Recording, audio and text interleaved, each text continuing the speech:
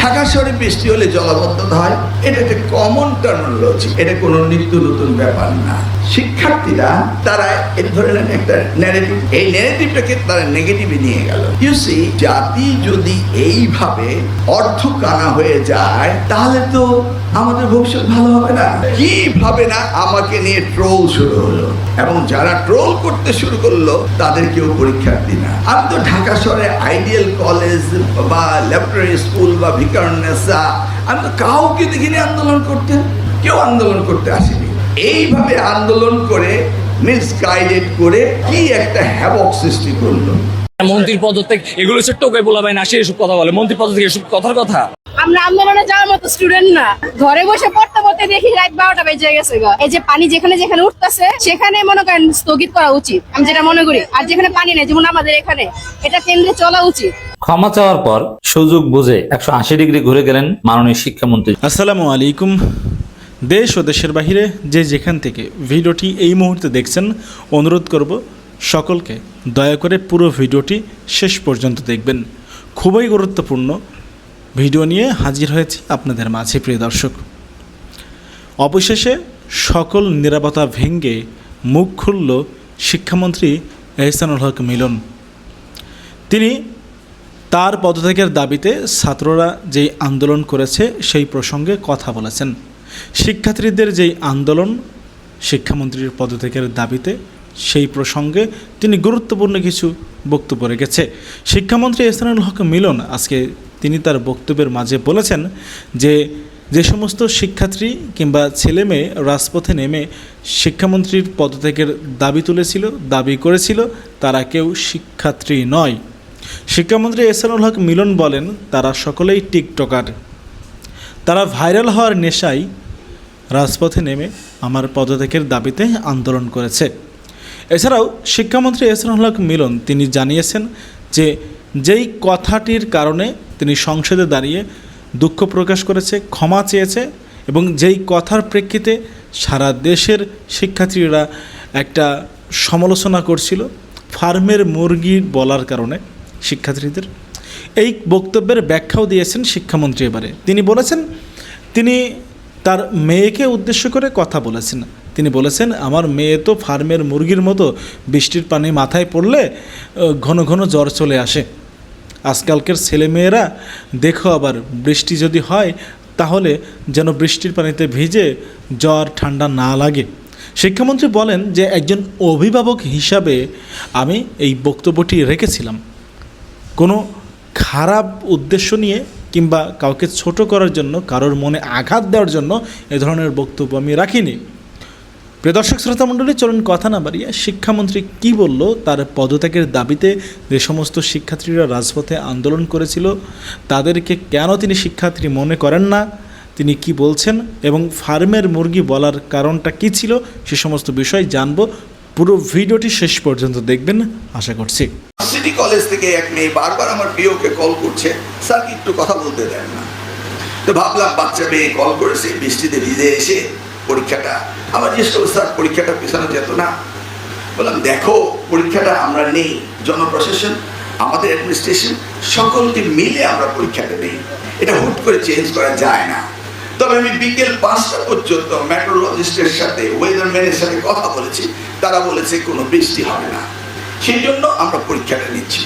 কিন্তু দেখা গেল সকালবেলা বৃষ্টি হয়েছে। কোথায় হয়েছে? সারা দেশে হালকা বৃষ্টি হয়েছে। কোথায় জলবদ্ধতা হয়েছে? একটি মাত্র সেন্টার, সেটা হল কুমিল্লা মহিলা কলেজ। এবং আমাদের নিয়ম রয়েছে, দুর্যোগপূর্ণ আবহাওয়া হলে ওই এলাকার ইউনো ডিসি তারা ওই কেন্দ্র বন্ধ করবেন কি করবেন না তাদের সিদ্ধান্ত, তারা ইচ্ছা করলে বন্ধ করতে পারেন। কারণ আমাদের সেকেন্ড সেট কোশ্চেন রয়েছে, কারণ ঢাকায় বসে সারা বাংলাদেশ তো দেখা যায় না। আমি যখন সকাল 9টায় দেখলাম যে কুমিল্লা মহিলা কলেজ বন্যার জলে ভেসে যাচ্ছে, অর্থাৎ জলবদ্ধতা, তখনই আমি ইমিডিয়েটলি বোর্ডকে বললাম, ওখানে যান, পরীক্ষা 1 ঘন্টা পিছিয়ে দেন, কারণ 5তলা বিল্ডিং ঠিকই আছে, ওদেরকে ওখানে বেঞ্চ দিয়ে হেঁটে উপরে নিয়ে যান, ওখানে পরীক্ষা দেন, 1 ঘন্টা পরে পরীক্ষা নেবেন, এবং তাদের আধা ঘন্টা এডিশনাল টাইম দিবেন, যেহেতু তারা অনেকটা সময় নষ্ট হয়েছে, অর্থাৎ 3 ঘন্টার পরীক্ষা 3.5 ঘন্টা দিবেন, এবং যে মেয়েটি কাপড় ভিজে গিয়েছে বাসা থেকে কাপড় এনে সবাইকে সুস্থ করে পরীক্ষা দিবেন। পরীক্ষা বন্ধ করার দায়িত্ব কিন্তু ওই এলাকার অথরিটি করেনি। সারা বাংলাদেশে এটা হয়েছে, কিন্তু একটি সেন্টার বৃষ্টি হয়েছে, কিন্তু একটি আপনার দ্বিতীয় কোনো সেন্টার দেখাতে পারবেন না। ঢাকা শহরে বৃষ্টি হলে জলাবদ্ধতা হয়, এটা একটা কমন টার্মিনোলজি, এটা কোনো নিত্য নতুন ব্যাপার না। সেই জন্যই কিন্তু আমি বারবার বলছিলাম পরীক্ষাগুলোকে আমি এগিয়ে নিয়ে আসবো। যেমন আগামী 2027-এর এইচএসসি পরীক্ষা অলরেডি কিন্তু আমি জুন মাসে নিয়ে এসেছি। এদিন অনেকেই বিরূপ সমালোচনা করছেন, আমি রুটিনও অ্যাডভান্স দিয়ে দিয়েছি। আমি আস্তে আস্তে স্কুইজ করছি, সিনক্রোনাইজ করছি। ম্যাট্রিক পরীক্ষাগুলো নিয়ে আসতেছি জানুয়ারিতে, ইন্টারমিডিয়েট পরীক্ষাগুলো নিয়ে আসছি মার্চে। এইভাবে আমি প্ল্যান ডিজাইন করেছি। মেয়েটি আমাকে জিজ্ঞেস করলো, স্যার বৃষ্টির মধ্যে পরীক্ষা দিলেন আপনাদের? আমি বললাম, হ্যাঁ আমি জানি বৃষ্টি হয়েছে, আমি তোমাদের নিয়ে খুব চিন্তিত। সেই সাথে বললাম, আমার মেয়ে তানজিদা, ওর মাথায় একটু বৃষ্টির পানি পড়লে জ্বর আসে ফার্মের মুরগির মতো। সেই জন্য আরো বেশি চিন্তা করতেছি তোমাদের কি জ্বর আসে কিনা। সেই জন্য আমি খুব উদ্বিগ্ন, যেটা হয়েছে তো হয়েছে, জ্বর আসে কিনা। কিন্তু কি করা যাবে, আমাদের পরীক্ষা তো সকলের সাথে কথা বলে বলতে হয়। সকলেই বলেছে পরীক্ষা নেওয়া যাবে। লক্ষ্মী মা পরীক্ষাটা দিয়ে দাও, মাকে বলো এক কাপ কফি বানিয়ে দিতে, পড়ার টেবিলে বসে নাও। ইউসি শিক্ষার্থীরা তারা এই ধরনের একটা ন্যারেটিভ, এই ন্যারেটিভটাকে তারা নেগেটিভে নিয়ে গেল। ইউসি জাতি যদি এইভাবে অর্থ কানা হয়ে যায় তাহলে তো আমাদের ভবিষ্যৎ ভালো হবে না। কিভাবে না আমাকে নিয়ে ট্রোল শুরু হলো, এবং যারা ট্রোল করতে শুরু করলো তাদেরকেও পরীক্ষার্থী না। আমি তো ঢাকা শহরে আইডিয়াল কলেজ বা ল্যাবরেটরি স্কুল বা বিকারুন্নেসা, আমি কাউকে দেখিনি আন্দোলন করতে, না কেউ আন্দোলন করতে আসেনি। এইভাবে আন্দোলন করে মিসগাইডেড করে কি একটা হ্যাবক সৃষ্টি করলো। ধরুন আজকে জিওগ্রাফি সেকেন্ড পেপার পরীক্ষা চলছে, আমি মিডিয়া ভাইদের বলছি, আপনি নিশ্চয়ই দেখেছেন, নাম বলে তাকে পপুলার করতে চাই না, বললো যে জিওগ্রাফি সেকেন্ড পেপার প্রশ্নপত্র আউট হয়ে গিয়েছে। আউট কি হয়েছে? পরীক্ষা তো শেষ হয়ে গেছে, পেয়েছেন? এই যে মিডিয়া মিস ইন্টারপ্রিটেশন করে, এখন মনে হচ্ছে যেন নকল হচ্ছে, প্রশ্নপত্র বের হচ্ছে, এগুলো না হলেও বানিয়ে বানিয়ে বলতে হবে। If this is a intention to the nation, how could you develop? But সত্যি বলছি, আমরা এসছি এই জাতিকে সুশিক্ষিত করার দায়িত্ব পেয়েছি। যে যত ট্রোলিং করেন না কেন, যে যত অপবাদই করেন না কেন, আমাদের সঠিক দায়িত্ব থেকে আপনারা বিচ্যুত করতে পারবেন না।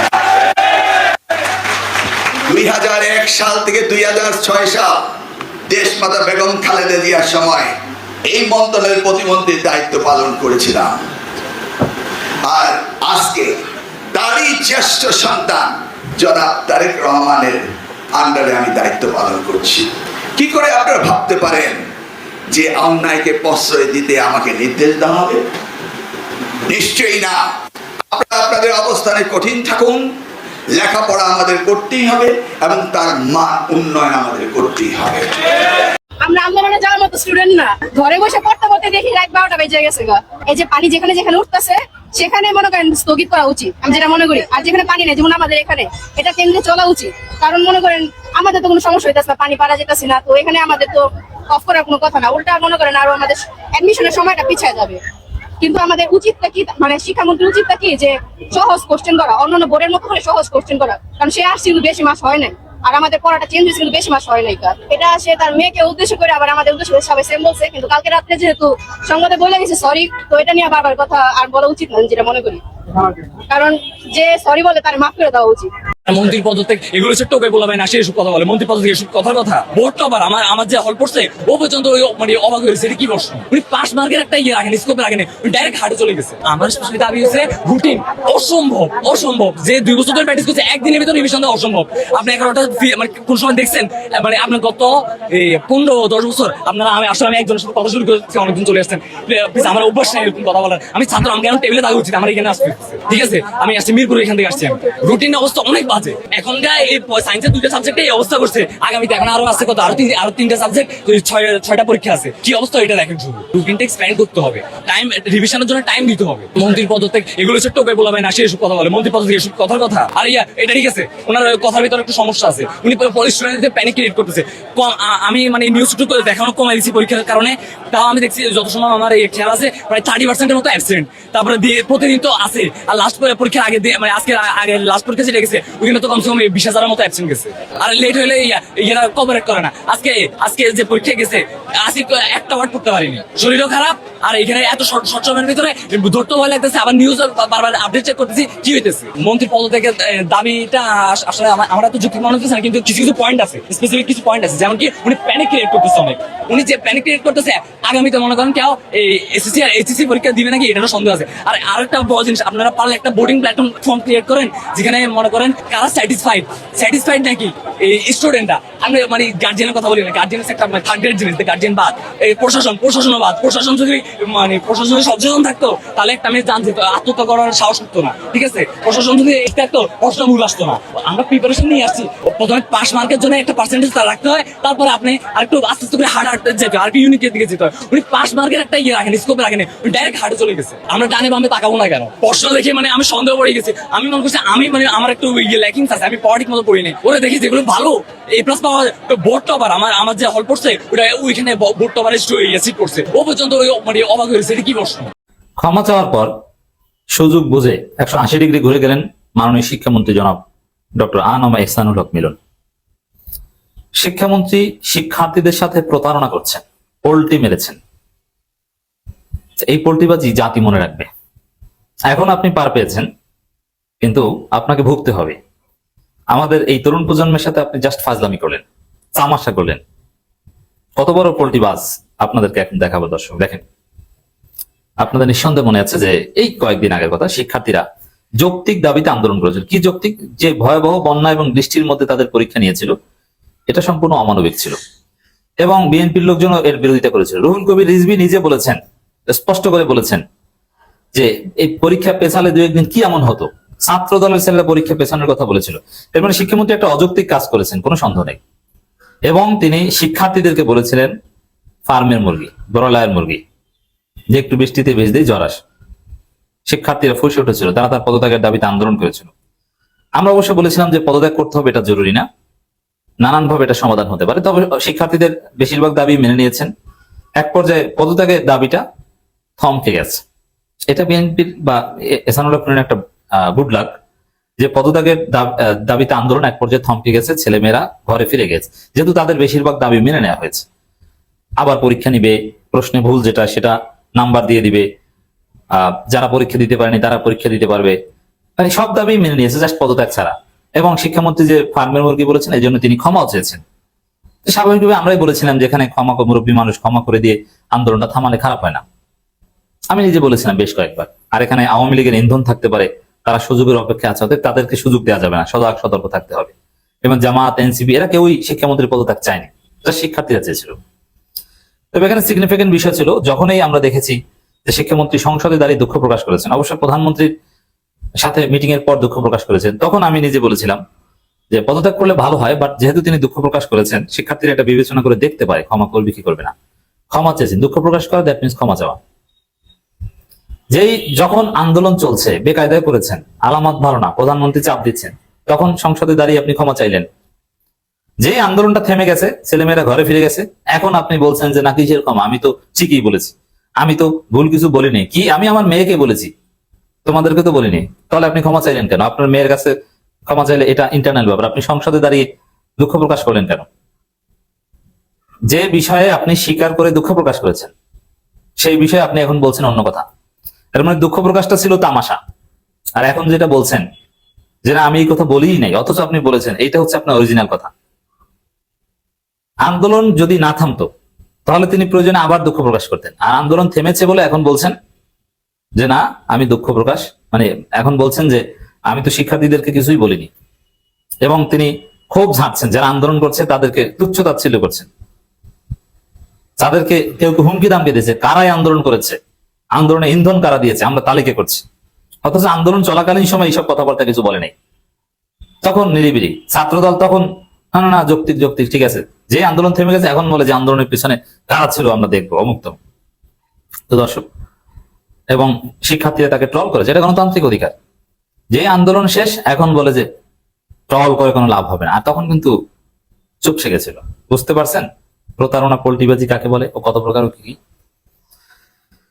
দর্শক শিক্ষামন্ত্রী আরেকটা কাজ করেছেন, কিছু লোককে প্রেস ক্লাবের সামনে মানববন্ধন করাচ্ছেন, বিক্ষোভ করেছে, তারা মাঠে নামছে। সখানে লোক দেখলাম, তারা ব্যানারে লিখেছে শিক্ষামন্ত্রীর সম্মানহানির প্রতিবাদে এই বিক্ষোভ মিছিল, এই মানববন্ধন। তারা মাইক লাগিয়ে বক্তব্য দিচ্ছে, হুমকি দামকে, হ্যাঁ শিক্ষামন্ত্রী ভালো লোক, তার পদত্যাগ চায়, এত বড় সাহসকার। শিক্ষার্থীরা যখন আন্দোলন করছিল তখন তো আপনারা কেউ মাঠে নামেন নাই, তখন বরং ছাত্রদল বেকায়দায় ভরে ঘরে ফিরে গিয়েছিল। তখন এই আন্দোলনকে রেসপেক্ট করেছেন, ভয় পেয়েছিলেন এবং ওইরকম দমনও করেন নাই, ঠিক আছে। এবং শিক্ষার্থীদের দাবি মেনে নিয়েছিলেন, ক্ষমাও চেয়েছিলেন, তাদেরকে সচিবালয়ে ঢুকতে দিয়েছিলেন, সব ঠিক আছে। যেই আন্দোলন থেমে গেছে এখন আপনারা মাঠে নামছেন বিএনপির লোকজন, শিক্ষামন্ত্রী পদত্যাগ চাইছে কি, এত বড় সাহস, আমরা তার প্রতিবাদ করছি। মানে ওই আন্দোলনের বিরুদ্ধে এখন মানববন্ধন করছে। এটাকে বলে পোল্টিবাজি। যে আপনি বসেছিলেন, আপনার মনে একটা, উপরে উপরে ক্ষমা চেয়েছেন, শিক্ষার্থীদের সাথে ভালো আচরণ করেছেন, এটা আপনার মনের না, মনের মধ্যে ছিল পারলে ওদেরকে পিটাই, কিন্তু পিটাতে গেলে তো অবস্থা বেগতিক হয়ে যাবে। তো এই যে প্রতারণা করলেন এর ফল ভালো হবে না, আবার আপনি এরকম বিপদে পড়বেন। তারপরে শিক্ষার্থীরা তখন আপনাকে আর ক্ষমা করবে না। যে আপনি যে এই একবার দুঃখ প্রকাশ করে তারপর আবার ওটার ব্যাখ্যা দিয়েছেন যে আমার মেয়েকে বলেছি, অথচ আপনি মেয়েকে বলেন নাই, এই প্রতারণা। এবং আপনি লোক নামিয়ে দিয়েছেন যে কারা আপনার পদত্যাগ চেয়েছে এবং গোয়েন্দা সংস্থা নাই খোঁজ খবর নিচ্ছে কারা আন্দোলন করেছে, সামনে যাতে আন্দোলন না হয়। না, এইভাবে একটা স্বতঃস্ফূর্ত অর্গানিক আন্দোলন নিয়ন্ত্রণ করা যায় না, দমন করা যায় না। স্বতঃস্ফূর্ত এবং অর্গানিক আন্দোলন, এটা দাবি মেনে নিতে হয়, তাদের সাথে আলোচনা করতে হয়। আর ছেলেমেয়েরা যদি অতিরিক্ত কিছু দাবি করে থাকে তাদেরকে বোঝাতে হয়। জোর জবরদস্তি এখানে গোয়েন্দা সংস্থা দিয়ে খেলতে পারবেন না, এটা একদম স্বতঃস্ফূর্ত আন্দোলন, এখানে কোনো উস্কানির বিষয় না। এই শিক্ষামন্ত্রী এখন আবার বলছেন যত ট্রল করি না কেন আমাদের সঠিক দায়িত্ব থেকে বিচ্যুত করতে পারবেন না। এর মানে এখন তিনি ট্রলকে ভ্যালু দিচ্ছেন না, যে না আমরা সঠিক দায়িত্ব পালন করছি, আমাদের কোনো ভুল নাই। তিনি নেত্রকোনায় যে বক্তব্য দিলেন তাতে মনে হচ্ছে যে না, তিনি সঠিক পথে আছেন। এবং শিক্ষামন্ত্রী অ্যাপ্রোচ নিয়ে কেউ কেউ, অনেক শিক্ষাবিদ যৌক্তিক সমালোচনা করছে যে আপনি বাড়াবাড়ি করছেন, এই সেই, সেগুলোর কঠিন জবাব দিচ্ছে, না আমাদেরকে থামাতে পারবেন না, আমরা একদম ঠিক পথে আছি। কেউ নাম দিয়েছেন পরীক্ষা মিলন, তো এটা বলছেন হ্যাঁ একজন পিএইচডি ডিগ্রি প্রাপ্ত আমাকে পরীক্ষা মিলন বলে, এত বড় সাহস। যদিও এত বড় সাহস এই শব্দ ব্যবহার করেননি, তিনি এর জবাব দিচ্ছেন। মানে স্পষ্টতই আমি দেখেছি যে কয়েকদিন শিক্ষামন্ত্রীর বিরুদ্ধে যে শিক্ষার্থীদের আন্দোলন এবং জনগণের যে সমালোচনা, অভিভাবকদের যে ক্ষোভ, শিক্ষাবিদদের যে ক্ষোভ, বিশিষ্ট ব্যক্তিদের যে ক্ষোভ, তার ভুলের কারণে তিনি এতদিন মুখ বুঝেছিলেন, চুপচাপ ছিলেন। যেই পরিস্থিতি মোটামুটি শান্ত হয়েছে এখন তিনি মুখ খুলেছেন, এখন তার সমস্ত ক্ষোভের জবাব দিচ্ছেন। এই যে ক্ষোভ মনের মধ্যে পুষে রাখা তারপরে ক্ষোভ ঝাড়া, এটা প্রতারণা, এটা শিক্ষার্থীদের সাথে সঠিক আচরণ নয়।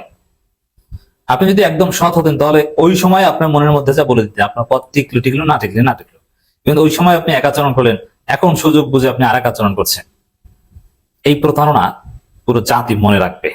আসসালামু আলাইকুম। কিছুক্ষণ আগে আমাদের মিলন স্যার হচ্ছে মহান সংসদে গিয়ে অনেকগুলো মিথ্যা কথা বলছে সিরিয়াল অনুযায়ী। তো আমি একে একে পয়েন্ট টু পয়েন্ট বলি।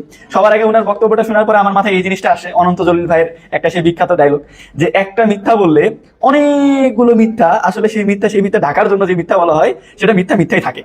তো বিষয়টা হচ্ছে ওই রকম যে উনি সিম্পল একটা জিনিস, যে উনি যদি একটা সরি বলে যে ভাই ভুল হয়ে গেছে, আমার আসলে পরীক্ষাটা স্থগিত করা উচিত ছিল, এখন পরীক্ষাটা স্থগিত করো। এই যে ইগোটা ঢাকার জন্য, একটা মিথ্যা ঢাকার জন্য যে এতগুলো মিথ্যা কথা বললো আজকে সংসদে গিয়ে, পয়েন্ট টু পয়েন্ট বলি। প্রথম কথা, মনিটরিং এর বিষয়টা উনি প্রথমে বললেন যে ভাই আমাদের প্রত্যেকটা জেলা, উপজেলা, ইউনো, ডিসি সবার সাথে যোগাযোগ করে তারপরে সিদ্ধান্ত নেওয়া হয়। তো ওই দিন আমাদের সকালে উঠে আমরা সবগুলো জায়গায় কথা বলছি, ডিসিদের সাথে, ইউনোদের সাথে। তারপর উনি আমাদেরকে জানাইছেন যে দেখা যাচ্ছে কোনো সমস্যা নেই, পরীক্ষা নিতে পারবো, এই জন্য আমরা পরীক্ষা নিছি। ওই দিন ডেইলি ক্যাম্পাসে নিউজ দেখো গতকালকে বিকেলে যে এরকম সিচুয়েশন কেন হইলো।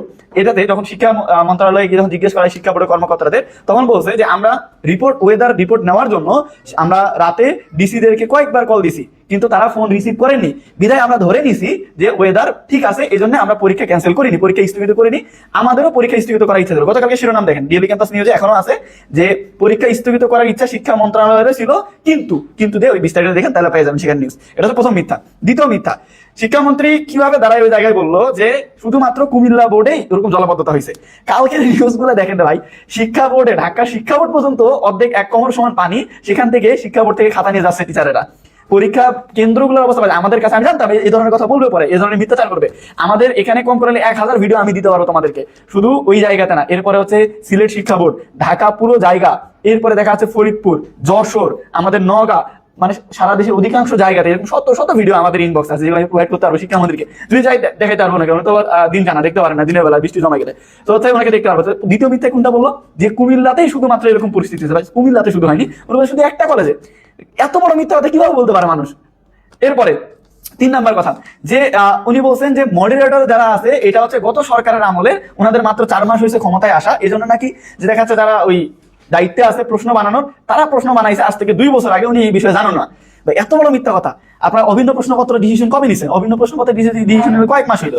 অভিন্ন প্রশ্নপত্র ডিসিশন কি আজ থেকে 2 বছর আগে ছিল নাকি? খালি বললে হইলো? তো মিথ্যা কথা বলবেন, একটু বুঝে শুনে বলেন। এরপরে ভুল প্রশ্নে মার্ক, যে বলছেন 6 আর 7 নাম্বার প্রশ্ন গতকালকে ফিজিক্স ছিল সেটা সম্পর্কে, ভাই আইসিডি তো ভুল ছিল, আইসিডি সম্পর্কে কি ডিসিশন নিছেন? আর গতকালকে যে 6-7 নাম্বার প্রশ্নে যে ভুল ছিল, এটা নাম্বার কাকে কাকে দেওয়া হবে? যারা লিখছে তাদেরকে নাকি যারা লিখেনি তাদেরকে? আবার কোনটা দেওয়া হবে? পুরো 6-7 নাম্বার 20 মার্ক ওখানে সৃজনশীল কি 20 মার্কে দেওয়া হবে? কিভাবে দেওয়া হবে? এটা ক্লিয়ার তো আপনি কিছু বলেননি। আর আপনাদের থেকে খয়রাতি মার্ক কে চাইছে? একটা স্টুডেন্টকে আপনাকে বলছে যে ভাই আপনার ভুল জায়গা করে আপনি নাম দেন, প্রত্যেকবার সে একই কাহিনী লাগাইছেন, প্রত্যেক বছর প্রত্যেকটা পরীক্ষাতে ভুল রাখবেন প্রশ্নে, আর তারপরে এসে বলবেন নাম্বার দিয়ে দিব, বাস সব ভুল মাপ। যারা এই দায়িত্বে আছে তাদের কি ব্যবস্থা নিয়েছেন? তাদের মানলাম আপনার কোনো দোষ নাই, আপনি ফেরেশতা, কিন্তু যারা আছে ইবলিশ, তাদের কি শাস্তি দিচ্ছেন আপনি? তাদের কি বিচার হয়েছে? কোনো কিছু হয়েছে? দৃষ্টান্তমূলক শাস্তি দিচ্ছেন? কিছুই না। স্টুডেন্টরা যে প্রোটেস্ট করতেছে, তারা যে সত্য কথা বলতেছে, এই সত্য কথাগুলো শুনে মানে নিতে শিখেন। নিজের ইগোটা বড় করে দেখে স্টুডেন্টের কষ্ট দিয়েন না। এই যে আজকে হাজার হাজার স্টুডেন্ট এখানে রাস্তায় নামছে, আপনার কি মনে হয় আওয়ামী লীগ আমলের মতো আপনি বলবেন 10-20 টাকা লাঠি মারে ঠান্ডা করে দেবো একেবারে, তারপরে সব ঝামেলা ক্লোজ? এরকম কিছু হবে না। এরকম যত প্রশাসন শক্ত হবে, ধীরে ধীরে ঝামেলা আরো বাড়বে প্রত্যেকটা সেক্টর থেকে। ইভেন আপনি না বিএনপির রিজভী সাহেব একটু আগে বলছে যে হচ্ছে পরীক্ষা স্থগিত করার জন্য, প্রত্যেকটা সেক্টর থেকে বলছে। ভাই আপনি নিজের ইগো ধরে রাখার জন্য আর কত স্টুডেন্টদের সাথে এসব করবেন? আগামীকালকে পরীক্ষা আমার ভাই বোনদের, এখনো তারা রাস্তায় আছে, এখনো তারা রাস্তা থেকে আন্দোলন করতেছে। আর আপনি কি মনে করে এই ধরনের ডিসিশন নিচ্ছেন? এখনো বলবো সময় আছে, নিজের ভুল স্বীকার করে তাড়াতাড়ি নিজের ইগো বাদ দিয়ে পরীক্ষা স্থগিত করেন, পরিস্থিতি স্বাভাবিক হওয়া পর্যন্ত। আর স্টুডেন্ট বান্ধব হন, স্টুডেন্টদের পাস বোঝার চেষ্টা করেন, স্টুডেন্টদের কথা শোনার চেষ্টা করেন। শুধু মুখে এই যে শিক্ষা মন্ত্রণালয়ে যারা আছে, শিক্ষামন্ত্রী সহ আরো যারা আছে, শুধু মুখে বললে হবে না যে আমরা তো তোমাদের আব্বার মতো। কোন আব্বা চাই ভাই এরকম যে তার ছেলে বৃষ্টিতে ভিজে ভিজে 1 কোমর পানিতে গিয়ে পড়ে গিয়ে ওখানে পরীক্ষা দিবে? কোন আব্বা চাই তার ছেলে রাস্তায় নামবে, কালকে পরীক্ষা আসতে রাস্তায় নামবে আর পুলিশ যায় তারা পিটাবে? কোন আব্বা চাই? একটা আব্বা দেখান তো আমার। তো মুখে মুখে আব্বা বললে হবে না, আব্বা দায়িত্ব পালন করেন, যে শিক্ষা মন্ত্রণালয়ে আছেন। মনে হচ্ছে বাংলাদেশের রাজনীতি আবার একটি অন্ধকার গহ্বরের দিকে এগিয়ে যাচ্ছে, এবং এই যে অন্ধকার ঘনিয়ে আসছে, এখানে আমরা অশনি সংকেত দেখতে পাচ্ছি। আমরা কি আবার নতুন কোনো বিপদের ভিতরে পড়তে যাচ্ছি? আবার কি কোনো নিকশ কালো অন্ধকার আমাদের দিকে ধেয়ে আসছে? আপনারা জানেন গত 12 তারিখে এইচএসসি পরীক্ষা ছিল।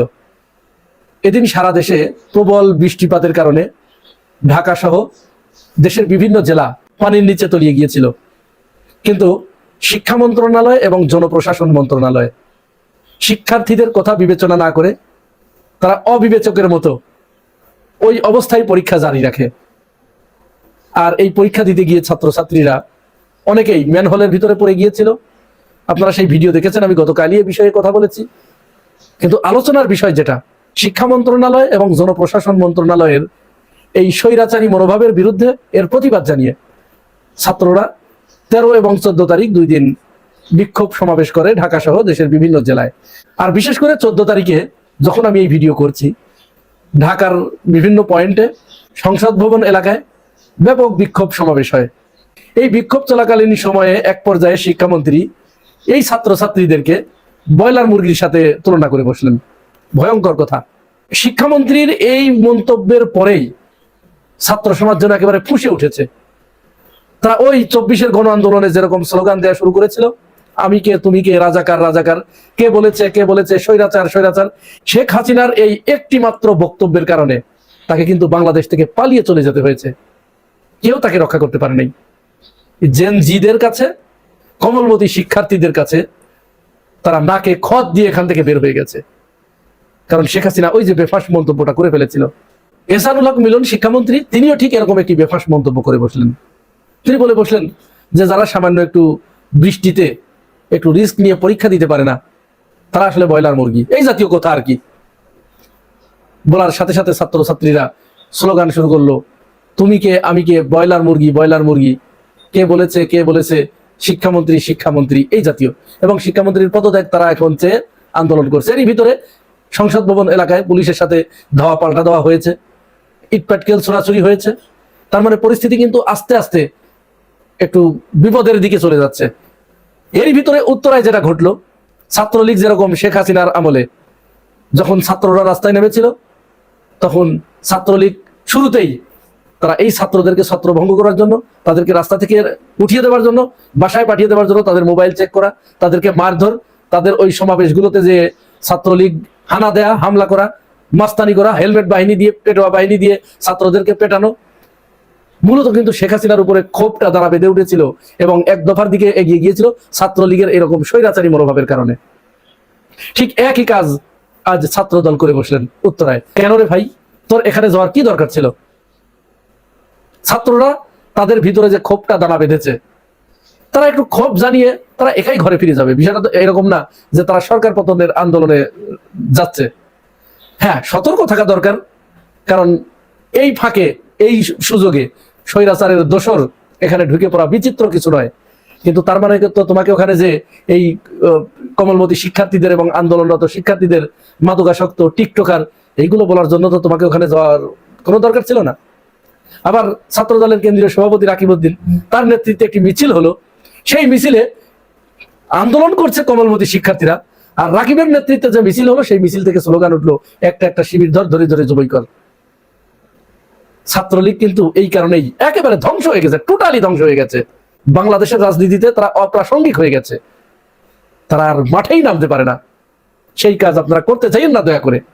আর এই যে ছাত্রছাত্রীরা যে মাঠে নেমেছে, আল্লাহ না করুক যদি এখানে কেউ ইন্ধন দিয়ে থাকে, তাহলে কিন্তু এই ছাত্র শিবির, জামাত ইসলাম, ছাত্র শক্তি, এনসিপি এরাই কিন্তু আপনাদের পাশে আসবে, দাঁড়াবে, আপনাদের পক্ষে দাঁড়াবে।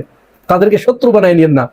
আমরা কিন্তু দেখছি শেখ হাসিনা পতনের আগে ছাত্রদের আন্দোলনে ঠিক যে যে ধরনের উপাদান তাদের হাতে তুলে দেওয়া হয়েছিল, যে যে ধরনের বয়ান তাদের হাতে তুলে দেওয়া হয়েছিল, যে যে ধরনের বয়ান শেখ হাসিনা দিয়েছিল, যা যা ছাত্রলীগ করেছিল, তাই তাই কিন্তু এই শিক্ষামন্ত্রী করলেন, সেই কাজটি ছাত্রদল করলেন। এটি অশনি সংকেত, অশনি সংকেত। এখনই যদি এখান থেকে সতর্ক না হওয়া যায়, তাহলে কিন্তু আমরা বড় ধরনের একটা বিপদের আশঙ্কা দেখতে পাচ্ছি। এমনিতেই বিএনপির অবস্থা কিন্তু নড়বড়ে। শেখ হাসিনাকে বাংলাদেশে ঢোকানোর জন্য ভারত ওত পেতে আছে। তারা একের পর এক বিভিন্ন ধরনের ইস্যু এখানে তৈরি করছে বিএনপি সরকারকে বিপদে ফেলানোর জন্য। আর বিএনপি সরকারের প্রতি বাংলাদেশের জনগণের তো ক্ষোভ কিছুটা ইতিমধ্যেই তৈরি হয়েছে, কারণ তারা যে কথাগুলো বলে ক্ষমতা এসেছিল সেই জায়গা থেকে তারা পুরা ডাব্লিউ ঘুরে এম হয়ে গেছে। আজকেও ওই যে সড়ক ও সেতু মন্ত্রী রবিউল আলম, সেই রবিউল আলম কি বলেছে, তার একটা বক্তব্য শুনুন, তিনি কি বলেছেন। নির্বাচনের আগে টোল মৌকুবের কথা বলেছি, হয়তো জনমত গঠনের জন্য বলেছি, নির্বাচিত হওয়ার স্বার্থে বলেছি। তার মানে তারা প্রকাশ্যে ঘোষণা দিচ্ছে যে আমরা তোমাদের সাথে মুনাফিকি করছি, আমরা তোমাদের ভোট পাওয়ার জন্য, ভোটে জেতার জন্য আমরা তোমাদেরকে বিভিন্ন মিথ্যা প্রতিশ্রুতি দিয়েছি, এখন আমাদের ওইগুলো পালন করা সম্ভব নয়। এর আগেও স্বরাষ্ট্রমন্ত্রী এই কথা বলেছেন। সম্মানিত বন্ধুগণ, দর্শক শ্রোতা মণ্ডলী দেখতে পারলেন। ব্যক্তিগত অভিব্যক্তি অবশ্যই কমেন্টে জানাতে পারেন আপনারা কি বলতে চান, আপনাদের প্রতিক্রিয়াটা কি থাকবে।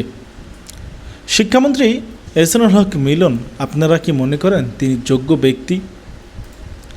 আপনারা কি মনে করেন শিক্ষামন্ত্রী এহসানুল হক মিলনের হাত ধরে শিক্ষা ব্যবস্থায় সুদিন আসবে, নাকি তিনি সুন্দর ভবিষ্যৎ না গড়ে অধঃপতনের দিকে নিয়ে যাচ্ছে শিক্ষা ব্যবস্থাটাকে? আপনারা কি মনে করেন? আসলে কিছু শিক্ষার্থীর দাবি তুলেছে তার পদত্যাগের, এটা সত্য। তার বিভিন্ন সময় আমরা দেখেছি বিতর্কিত বক্তব্য এবং কথা বলে সমালোচনার মুখে পড়তে।